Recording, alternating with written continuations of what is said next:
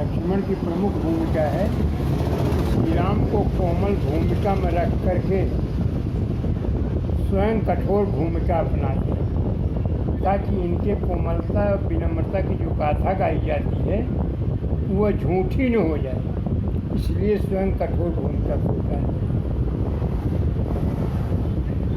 विश्वामित्र सबसे पहले अगर समझा है किसी ने तो विश्वामित्र लक्ष्मण को, इसीलिए श्री राम के साथ लक्ष्मण का चुनाव किया उन्होंने। भरत को किए होते तो सब गड़बड़ हो जाता, अपने स्वभाव के अनुसार कुछ बोलते ही नहीं।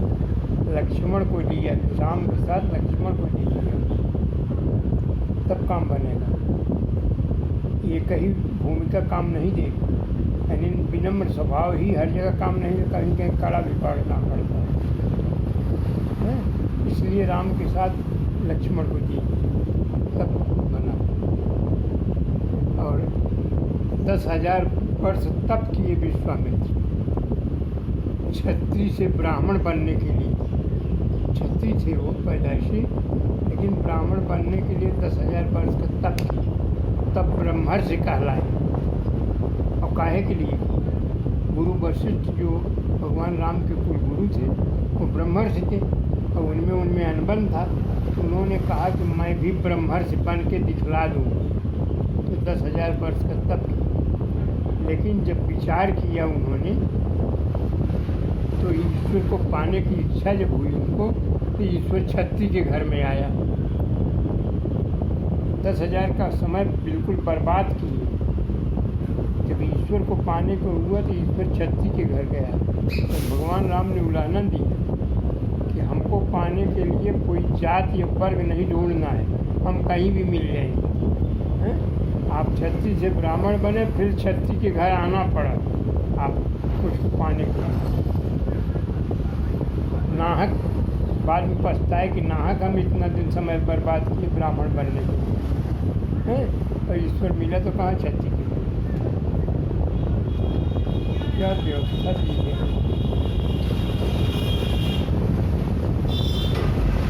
महाराज दशरथ ने कहा कि सबई पुत्र मोहि प्राण की न्यायी, लेकिन राम देश नहीं बने गोसाई।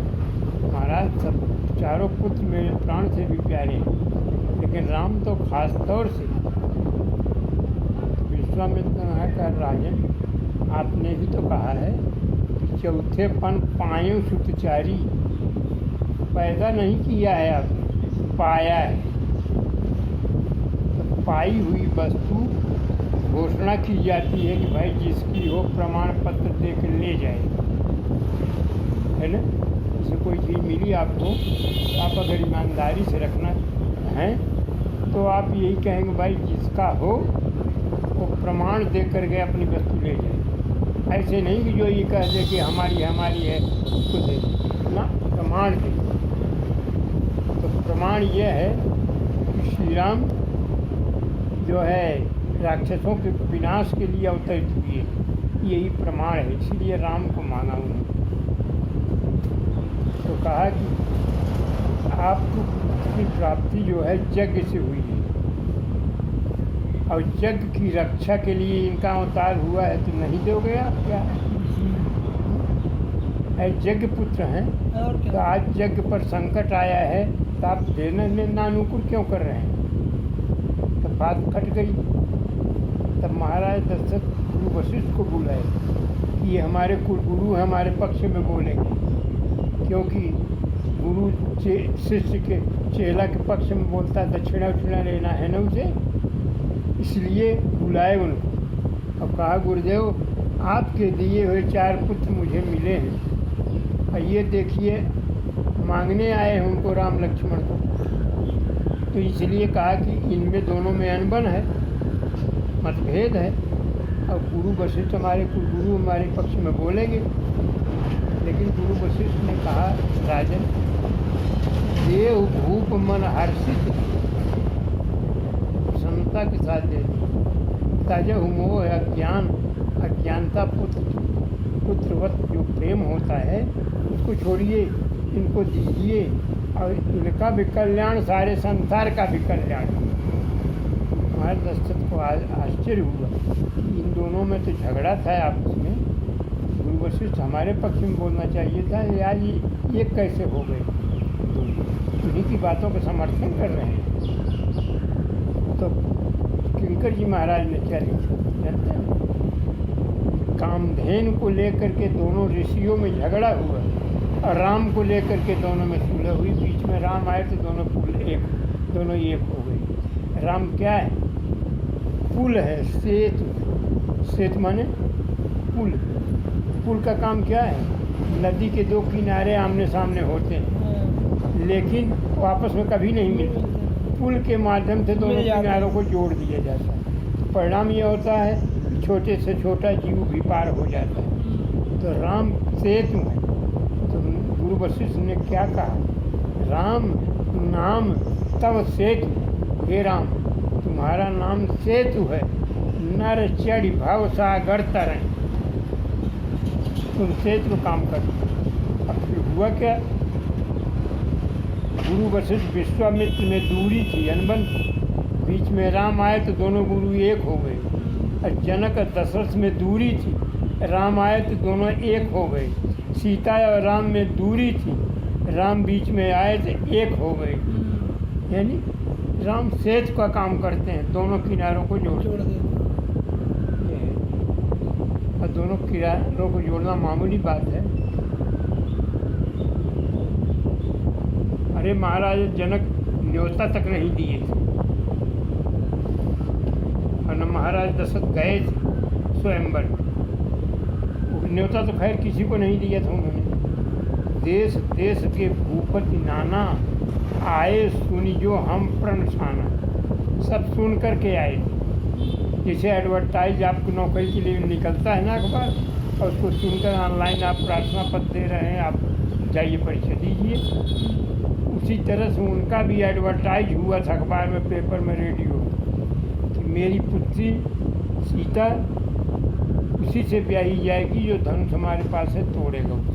बस यही फरमान था। ये फरमान सुन सुन के लोग आए तो 10,000 राजा उस धनुष को तोड़ने के लिए इकट्ठे लगे।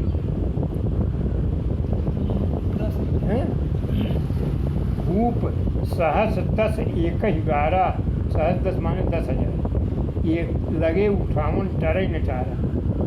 किसी ने पूछा करे भाई कितना बड़ा धनुष था जो 10,000 राजा तदुनी कितना 20 हाथ लगे, 20,000 हाथ लगे, कितना था, कहाँ पकड़े लोग। तो गोस्वामी तुलसीदास ने कहा अरे भाई ये रामायण की पुस्तक है, गणित की किताब नहीं है। आप गणित के माध्यम से 10,000 की संख्या जोड़ रहे हैं ना, लेकिन अगर आप गणित के माध्यम से ही इसको समझना चाहते हैं तो यूँ समझ लीजिए 10,000 लिखा कैसे जाता है?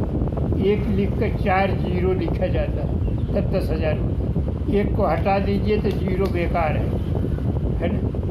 उसी तरह से श्री राम एक है, बाकी राजा लोग जीरो हैं। क्या व्याख्या किया पंडित जी हैं? तो 10,000 राजा मिल के उठाए, नहीं उठा। तो श्री राम जो हैं जब उठे अकेले तो बड़े धीरे धीरे चले स्वभाव के अनुसार, और राजा लोग गए तो वार्म अप होकर के और दंड बैठक करके ताकि हमसे उठ जाए। पंडित जी इतनी बढ़िया बात लिखते हैं कि सभी राजाओं में ये स्पर्धा है कि धनुष टूटे तो मुझी से टूटे, सीता मिले तो मुझको ही मिले। और 10,000 राजा उसमें लगे जब, तो सबका मकसद था तोड़ा जाए धनुष। लेकिन अगर टूट गया होता तो 10,000 राजाओं में आपस में युद्ध होता तो 9,999 मारे जाते, एक से विवाह न होता। इतना खून खराबा होने वाला था। अब उसमें लक्ष्मण की भूमिका देखी कि तो भैया के विवाह में इतना खून खराबा होने वाला है, इसलिए वो बिगड़े। तो जब श्री राम उठे धीरे धीरे चले। इधर सीता अटारी पर सहेलियों के साथ, महिलाओं के साथ बैठी गणेश जी से पूजा कर रहे। गणनायक वरदायक सेवा आज लगे कीन्हो तुम सेवा। हे गणेश जी महाराज, आज तक जो तुम्हारी पूजा अर्चना